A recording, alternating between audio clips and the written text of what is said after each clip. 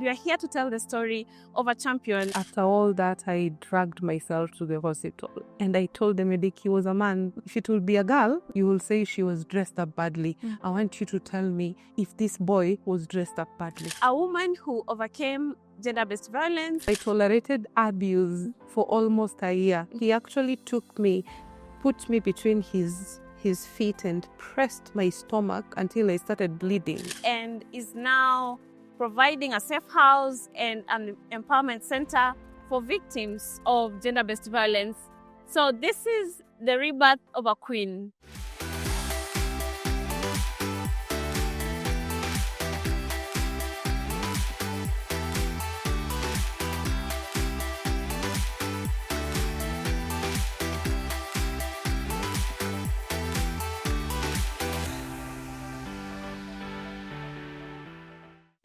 Akini here. Welcome to Voices of Age. Thank you so much. Thank you for joining us, or should I say, thank you for having us at Rebirth of a Queen Studios. Karibuni sana. Asante sana. Thank you for agreeing to share your story and for being courageous enough to give hope and a voice to people who are going through GBV or have survived GBV. Yeah. Thank you. Thank you. Tell us about yourself. Who is Akini? Akini is a storyteller. Akini is a mother to 3 amazing children. And I'm the executive director and the founder of Rebirth of a Queen organization. And I love writing poetry. Yeah. When you say you're a mom, I'm confused because I know you mother so many children. Okay, so Akini is a lot of things, but when you say Akini is a mother to 3 children, and then now there's Pauline, who's a mother to 38 children. So, yeah. Sometimes I feel like Pauline and Akini are very different personalities because the moment I go to the shelter, I am Mom Pauline to 38 very adorable children. That's amazing. So, beyond being Pauline and being Akini, where did you grow up? I grew up in Abusive, like, oh, that was a roller coaster. Tell us about it. So there's a whole reality too, but I grew up in Kibera slums, Nairobi, specifically Mashimoni, which is in Line Saba in Kibera, and I'm a firstborn daughter to 4 siblings. And Kibera, I keep saying Kibera taught me to be very resilient. You know, I grew up in a normal family. You grow up and you find yourself, your parents struggling, and you're just part of the system, struggling to get education. But again, very lucky because I went through scholarship in all my education, primary and high school. And life in Kibera was just up and down. If there's one thing I learned in Kibera is actually to speak for myself. And I was a very expressive child. You know, I will say, I don't want this, I want this, I want this style, I do not want this. So I grew up a very expressive child, and I grew up with one dream. You know, it's always very funny sometimes when I think that the only thing I wanted while growing up was to build my mom a 3-bedroom house. That's all. I was not thinking about anything else. It was just to build for my mom a 3-bedroom house. I grew up wanting to be an engineer because Raila was one. So, you know, whenever my father will tell us the story, I want to be an engineer when I grow up. Yeah, until when I was 16 and I wanted to be a journalist. All of a sudden, I wanted to be a journalist. Yeah. I think when I was 16, first of all, growing up in Kibera, you know, you go through life firsthand. You see things even as a child. Kibera takes away your innocence very early because I actually started noticing violence at the age of 13. That is when I would hear my neighbors fighting. Yeah. And when I was 13, we lost a neighbor. I loved that woman. My God, I loved her. She was so beautiful. She had 5 daughters. She had 5 daughters, and she used to have a business just outside our gate. And anytime, you know, at around 3 p.m. when you go outside, and she has just opened her business. I used to admire her.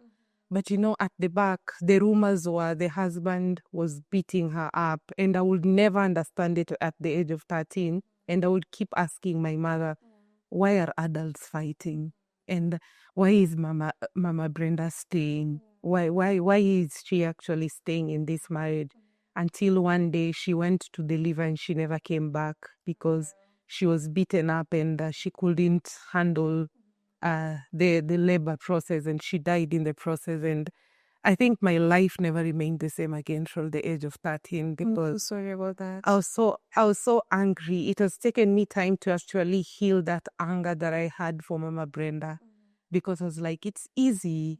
You're beaten. Walk out. Go. But you see, when I was growing up is when I started understanding why she actually stayed. And when I was 16, if there's one thing about me, sometimes I'm like, a lot can be said about me, but when someone says I'm not kind, I'll be like, wait, no, you're lying. That's not me. I'm a very kind soul. And when I was 16, I was in Form 3 in high school, and I was in a boarding school. And my friend back home, because we were living in a plot, not a lot of people, and there was a girl we were living, she was our neighbor, and she had a baby in high school. And again, it didn't make sense to me because she was supposed to be a child, right?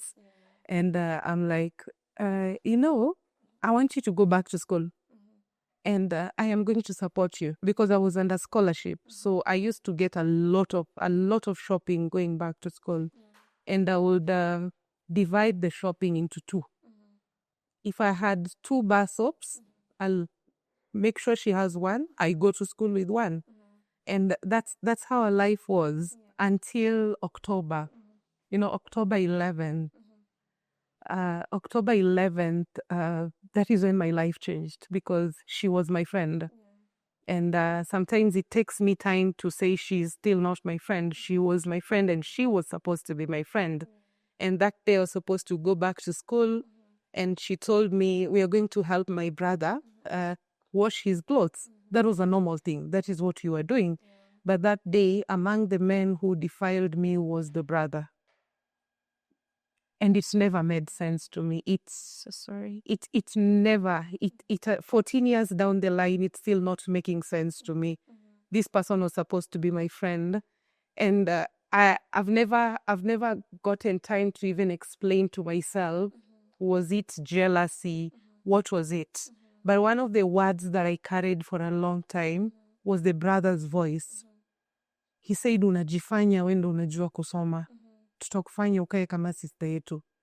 So No way. Yes, those were the words. Those are the words. So it has taken me time until 2024 January is when I actually translated those words in my brain, because that moment shut everything about me that seemed intelligent. Because I was like, you're being punished for actually being intelligent. And for me, it was a punishment. It was not abuse. I found a way to make it look like you're bright. You were punished. He didn't do any mistake. Or they didn't do any mistake. They were punishing you for being bright. Punishing me for being bright. And I stayed with it for a very long time. So at the age of 16, you're a child. I was a daddy's girl. I'm still one. But when it comes to my mother, I'm protecting her with my life. So when they told me, we're going to kill your mother if you dare speak, I never spoke to anyone about it. Never. So did this happen in in their house? In the brother's place. In the brother's place. And it was around 3 kilometers away from our home. Yeah, it was 3 kilometers away from our home. And the brother was one of the men my father ever trusted his children with. Yeah. My father he was, we used to call him a military man, because he would never even trust his brothers with us. Like, no, these are my daughters. I want to know every place they are. But when it came to this man, my father trusted us with him. It was very easy for him to actually pick us up, take us for an outing in Uhuru Park. It was a big deal. Yeah. You were like family. Yeah, we were like family. We were actually like family. And you know that the most unfortunate thing about abuse perpetrated against children, it's done by people they trust. Yeah. Because there has to be trust. There has to be trust. I've grown up learning that there has to be trust. Yeah. That must have been difficult for you. It was.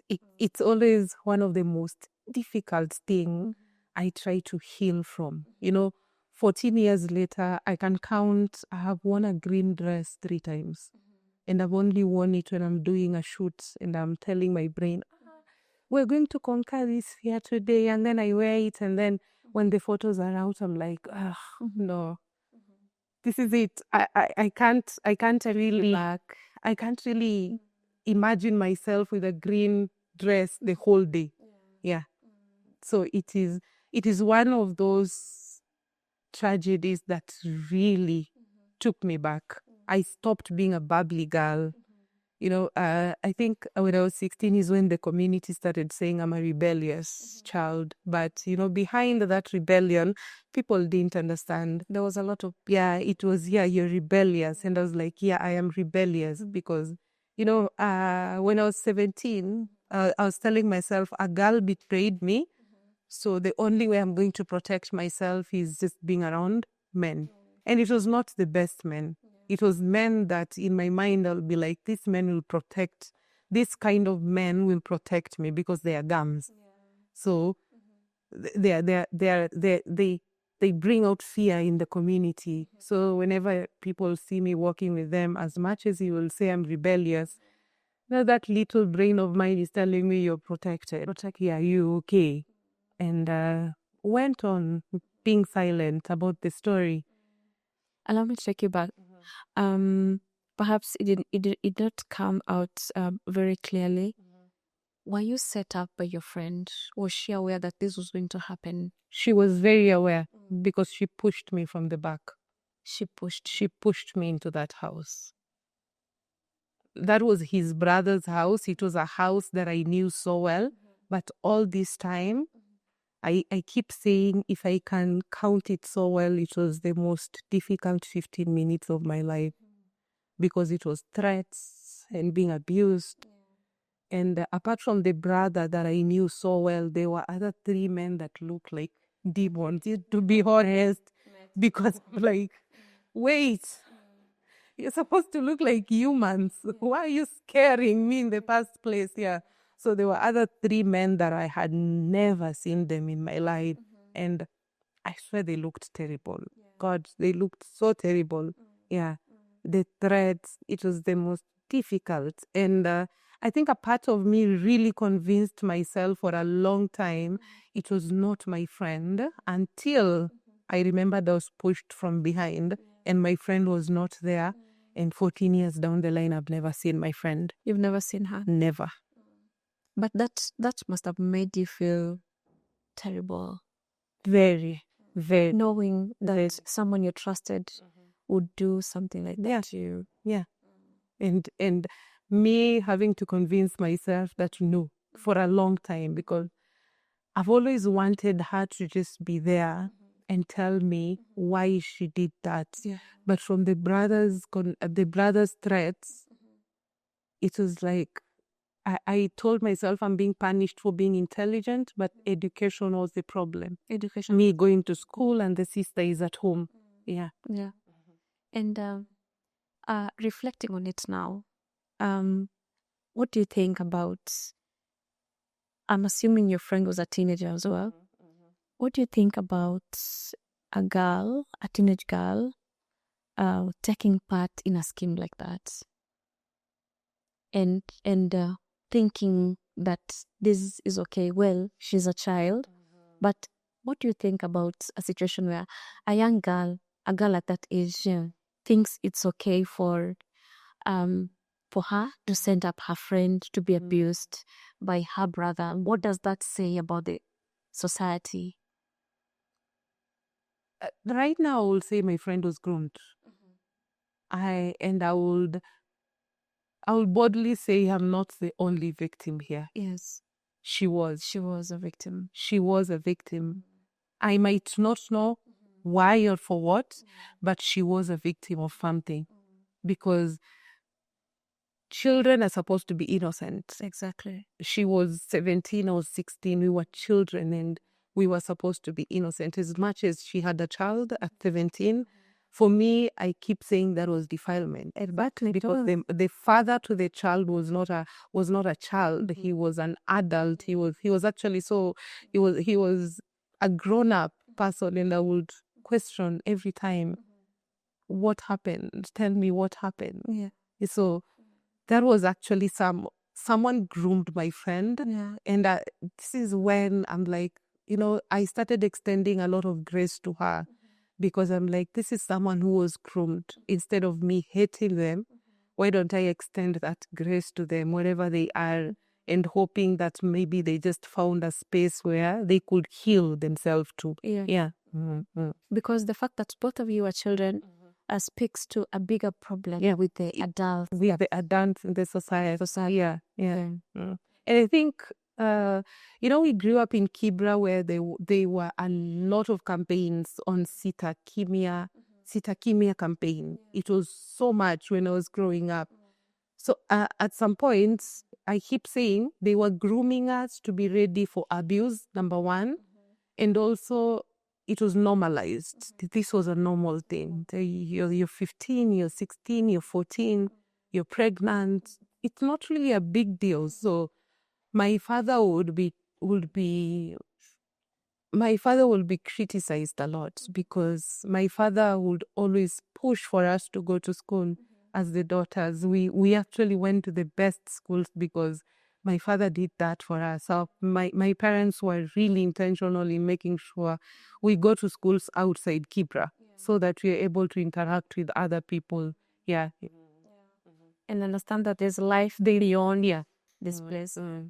I think the first time I saw a woman driving, actually I was in high school, and gosh, it was like I saw an angel. You mean women drive? What? The first time I went to a bigger house, it was actually a 3-bedroom house. That is why, as a child, I was like, I was just trying to build my mom a 3-bedroom house. You mean a house has a toilet inside? It was Mind blowing. It was mind blowing, fascinating. I felt like those people were living in a different world. What do you mean? You have your own toilets, you have your own bathroom inside the house, and it's clean. That is luxury. That is a privilege. Yeah. So, you've been abused. You've been threatened. Yes. You're told, don't tell anyone about this. What happens after? Just like I said, we were groomed to be ready. After all that, I dragged myself to the hospital. By yourself? Yes. Did all the tests, took the results, went back to school the same day, because it happened in the morning. By evening, I was going back to school, because if I stayed home, my mother would notice Pauline is not okay. So I traveled all the way from Nairobi to Murang'a, going back to school. And from October 11th to November 23rd, when I was being sent back home, 2011, that was one of the hardest moments of my life, because I wouldn't tell anyone about it. And that is when I started writing poetry, because that was the only way I was surviving. The only outlet you had. That was the only outlet I had, writing my pain down. I also went in a school where I faced a lot of tribalism, because I was almost the only Luo in the school. And it was a lot. So I was like, I don't even have a teacher that I want to trust, because I don't know the intention. So I will just go silent, write. But the reason why I was sent out of school is I tried to die by suicide 2 times. I was like, I'm done. I'm so sorry. I'm done. Because I can't imagine navigating that kind of pain as a teenager. Because you also have other things going on. Yeah. With your hormones and adolescence and all that. And then now there's this that has just happened to you. You don't know how to process it. You don't know how to, you've not talked to anyone about it. Yeah. I did that for almost that whole month. I was always very silent, writing. The second attempt was a wake-up call to the teachers, and they called my father and the director who took us to school. And when they came to school, now I had to be suspended from school. So when we were going back home, my father, I always have this soft spot for my father. So when my father came and I saw his eyes and I felt like I've betrayed this man, I have betrayed this man. This was not supposed to happen to me. And I just took the medical report and gave it to my father. And my father was like, "Why didn't you speak?" And I told my father, "If you dare speak, I am dying. So choose. If you want to keep your daughter, this is going to be a secret between me and you. But if you want me to die, go and even tell mom about it. I'm going to die. Because if you tell mom I'm going to die, and mom is going to die. So don't." So at this point, you've told the person who you know protects you, Yeah, but you still feel like you're not secure. I'm not secure. Because he will go to work. Yeah. My father was a trailer driver. He will go to work. What happens to my mother when he's out to work? Because I knew so well if I let my father lose, I wouldn't be telling this story right now. It will be different. It will be different. Yeah. So came back home and had to change schools because it is me who carried the shame. It is me who carried the guilt. It is me who was so scared every time. And you would think the abuse stopped. I would meet them on the street and they will, just with one word, and even not speaking, they'll just do this and I'll know it's time to be silent, Pauline. Yeah. Even if I was so happy, I'm walking and I meet them, I would just shrink and tell myself it's time to be silent, Pauline. You're not going to ever tell anyone about this. And that's how I lived. That's how I lived. It must have been difficult. It was. I think I keep saying 16 changed me forever. I was very expressive.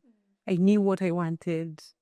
I loved life, but I was so bubbly. But at 16, I would just try and hide that part. And it took me almost 8 years for me to realize that even in school, I started underperforming because I knew that if I worked too hard, then someone will come and punish you for it. The moment someone will notice, I will be punished for it. Yeah. And that goes to show how things like that affect the way you think about things. Yeah. Because despite the fact that it happened elsewhere, you still had the fear in school. Yes. I still had the fear in school. Yeah. I would, my father tells me, "You're a firstborn daughter. You're the one to protect this family." But I will tell myself, where? To protect who? Yeah. I cannot protect any family as a woman or as a girl. I told myself that as a child. I cannot protect my family, or I cannot be a protector in this family. I cannot even try show that part. I cannot. I cannot try show that part where I'm intelligent, where even sometimes when whatever I used to hear my uncles talk, and I'm like, yeah, no, this intelligent side of Pauline does not deserve to be out there in the world. It does not deserve to be there, because if I try do that, I'm going to be punished. I'm going to really be punished for it. Yeah. And it I think for me, 16 to 19, it was just so much. I carried so much. And when I was doing my exams, my Form 4 exams in a different school, while everyone else was so excited, "Oh, we're just done with school, we're going back to college." I was like, me, Pauline, you see, my 18-year-olds have ran away from home to actually go get married, because I was like, maybe those men destroyed me. Sometimes when I sit down in therapies, they tell me that I have a very powerful mind, but as a child, I used it in the wrong way, because I would sit down and plan my whole life. So during that exam period, as everyone is revising for the exams, I'm revising an exit plan out of home and how I'm going to get married and how I'm going to get a child.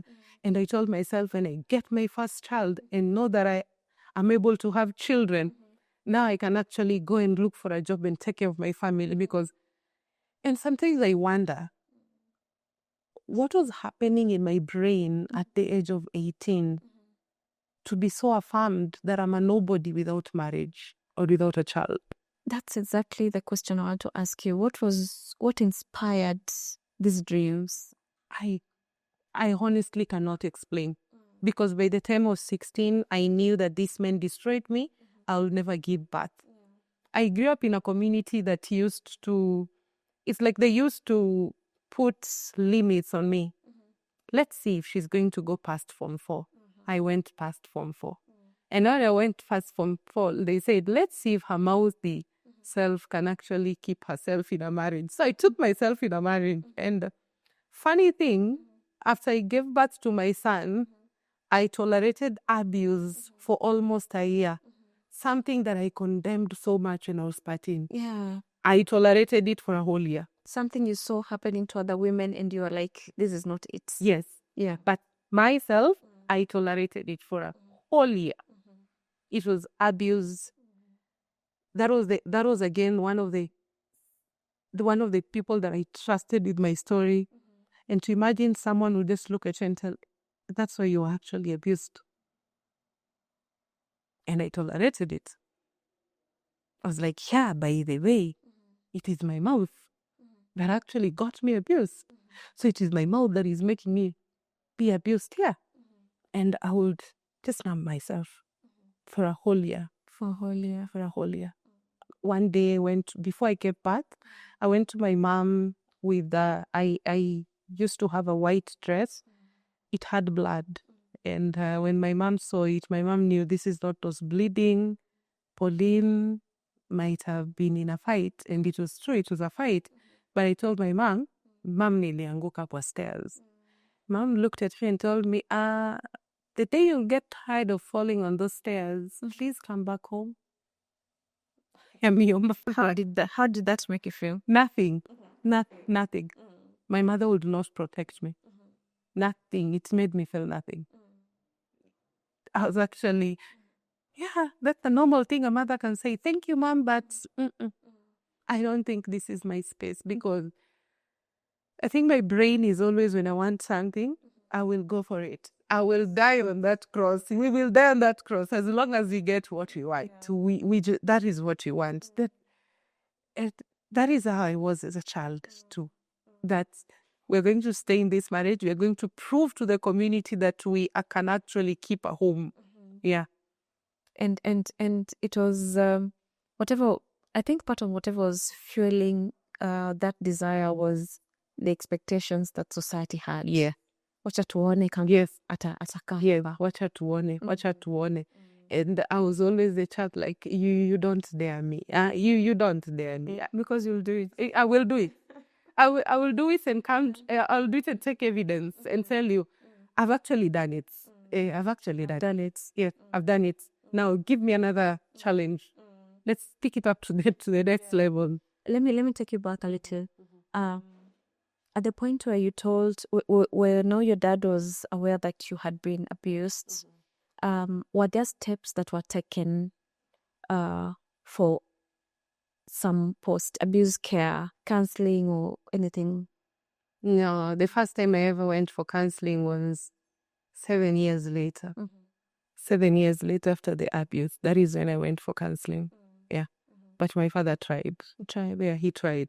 He tried his best to be there for me. I think from that time, I've always seen this side of my father where he's kind, where he's calm, where he will take time. My father is not one of the men who will tell me to stay in an abusive relationship. He will actually park his trailer somewhere and drag me out of that hole. Or come with the trailer, carry you here, things. Or call and remind that person that is my firstborn daughter. He has this favorite phrase, ujana. You don't mess up with her. That's amazing. Yeah, that's amazing. He really was there for me. But when I was 23 is when I went through counseling for the first time. And I'm also wondering, all those years ago, perhaps right now there's a bit of knowledge on what someone should do when they're abused. How did you, as a 16-year-old, where did you get the mind to run to hospital, like to the hospital as your first course of action? The Sitakimia campaigns. The campaign. Yeah, it was everywhere. Like you're walking, you see a calligraph, Sitakimia. So you're a curious child. You'll always ask yourself. There were so many initiatives, growing up that were mentoring us. So and that's why I said, and it's like we were being groomed to be ready. So when you get abused, so these days is when I keep asking myself, why don't we shift the narrative and actually ensure that the community is safe enough so that we're not grooming people to know what to do when they get abused. Now I get your point about the grown. Now it's clear. Yeah. Because the girls know what to do, but do the boys know that they should not abuse these girls? This is what you need to do. But no one actually condemns it because, I grew up knowing a lot of rapists and a lot of them. I grew up confronting most of them. They knew what they were doing. Yeah, people knew. And we would want to sugarcoat it and call it child marriage. But that was actually defilement. There's nothing like marriage when it comes to a child. Yeah, that was actually defilement. I grew up knowing these people. I grew up calling them out. I grew up actually running for my life because I'd be like, in my innocent mind, I'll tell someone, hiyo ni tabia mbaya. Huyu msichana anafaa kuwa shule. Yeah. So how does life play out for you after you decide to get married? What do your parents think about it? What do they say? My father was really angry. I think my mother just went numb. My mother lost her child at 16. So when I first spoke about this story 7 years later, she told me that I knew something was wrong, but I just didn't have a word for it because I lost you when you were 16. I lost that bubbly child that had her dreams written down and she was so determined to actually achieve them. It was just, I think, my mom until today, she lost that child, and I used to tell her every time that you don't need to blame yourself. It's how sometimes just life works, and keeping this away from you does not mean that I hate you, but I thought I was protecting you, and it was just so much. Yeah, it was so much. Yeah, it was a lot. It was a lot. I can imagine. Yeah. So you're in this marriage, you're undergoing abuse, but you want to prove to the society that you can do this. And 1 year later, So what happens 1 year later? I think I posted on TikTok in October that this year celebrating 10-year anniversary since I received the first heartbreak. I read see that post, but it did not make sense. 10 years later, 2015 October, I walked out of a very abusive relationship and I was like, I'm done. All this time I was bottling up anger. Even in the marriage, I was bottling up anger. Because this man would come beat me up. I have a small child, for God's sake. This is a child that we need to take care of.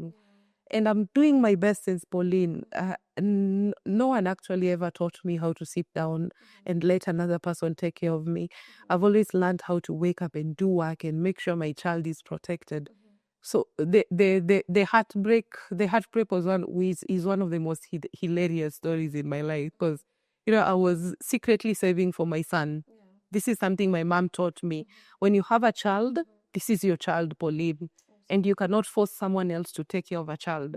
So I was saving up for my child. And then this day, my mom's house was burning and I was so confused and I left everything scattered. And he found that card. It was a faulu card. And it's written my son's name.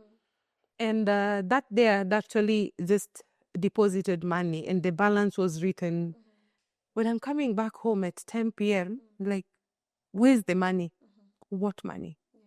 Leslie's money. Leslie is my child. I want this money. And you know, by the time he slapped me, I remember telling my man, this is the last time you're going to ever hit me again. And because we were living in a self-confused, I keep calling those houses self-confused because the bedroom is here, the kitchen is here. Even if you want, the toilet can be in the same house. It is just what you want. Yeah. So I remember taking a knife and I told him, this is going to be the last time you're going to hit me. And just the moment I was going to hit this man with this knife, my baby cried and I dropped the knife. Took my baby and I told him, this is the last time we're ever going to tolerate abuse. And we fought from 10 p.m. to 1. Then I was so angry. That day, I think I unleashed anger that was not even meant for him because it was everything and anything that I've ever gone through. And it is you that have found. And now that's, you know, that moment when it's like it was a shock for him. This girl has been so silent. What is happening today? So all this time, he's like, he's numb. What is really happening? And I'm hitting him until the knife, the baby cries. I took the baby and now he got the chance to chase us away. At 1 a.m., it's raining. And he chased us, took the blankets. But I was like, I'm done. I gave one of the neighbors the child, walked to my mother's house. And I told my mother, I am here. And you would think I stayed in that house. But let's go back to the first time the abuse happened. What was going on in your mind? The first time the abuse happened was so intense. I was 4-5 months pregnant. I don't know. I actually can't remember what I did. But I just remember him slapping me for the first time. And I was like, what just happened? Yeah. You mean you've slapped me? What exactly happened? Pregnant women are supposed to be protected, right? What exactly is this happening? And he slapped me. I think he left and then came back home.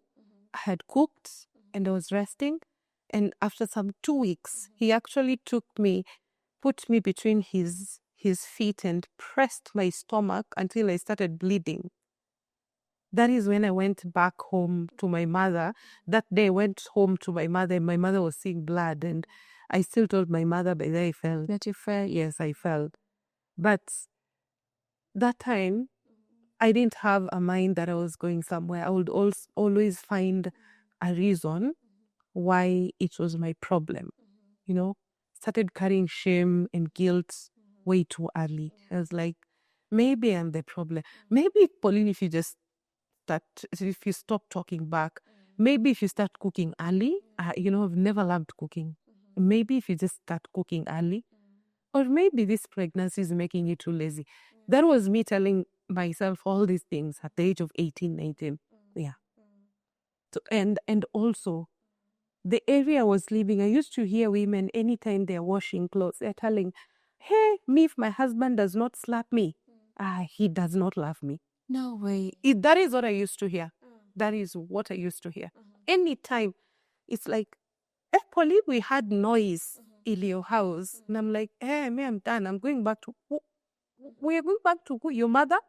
No, this man loves you. At least he does not have another woman taking his attention. Yeah. And Pauline believed. So the love that is being modeled to you is the love where people are being abused. People are being abused. Like that is the height of love. Yeah. And I would actually see women pushing their husbands to beating them. Because to them, that is love. That is love. And you're just 18. I was 18. Yeah. Bado hata mjijui. I was 18. 18. I think I didn't even have an ID. I was 18. And I already knew that being beaten up is love. So by the time my stomach is being pressed and I'm bleeding, that is when I'm like, no, but this is not normal. I knew that I had lost that child, but when I went when my mom took me for medical checkup and everything was okay, I was like, yeah, Thanks God. But thanks God, and I went back. Yeah. Thanks God, but I went back. Yeah. So this day that you finally say, I've had it, I can't do this anymore. What got you to that point? No, he messed up with my son. No, asking for my. I keep saying his mistake was stepping on my son's property. Yeah, that was for my son. It is not yours, and I am not supposed to be abused because of my son. No, I think that is what just I told myself, this is enough, Pauline. It is enough. This is just enough. At that moment, I still didn't tell myself you don't deserve this, but I was like, this is enough. Yeah, for you, you can handle it, but not your child. Yeah, because I knew I'm supposed to protect that child. Yeah. You knew that the territories that are being breached are. For me, by that time, it was very dangerous. My child, no, that was a dangerous space you're going. Yeah. And then now you decide to go home. And I decided to go home. And I never stayed home for a month. I was in another marriage.